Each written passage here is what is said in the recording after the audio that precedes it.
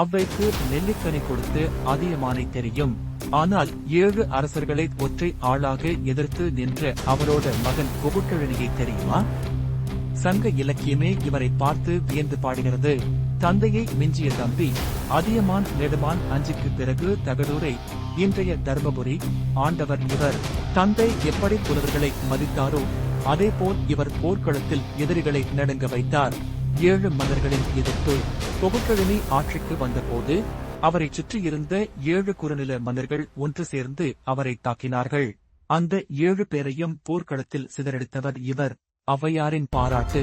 ஔவையார் இவரை பற்றி பாடும்போது பகைவர்களின் கோட்டையை தகர்ப்பதில் இவர் ஒரு யானையை போன்றவர் என்று குறிப்பிடுகிறார்.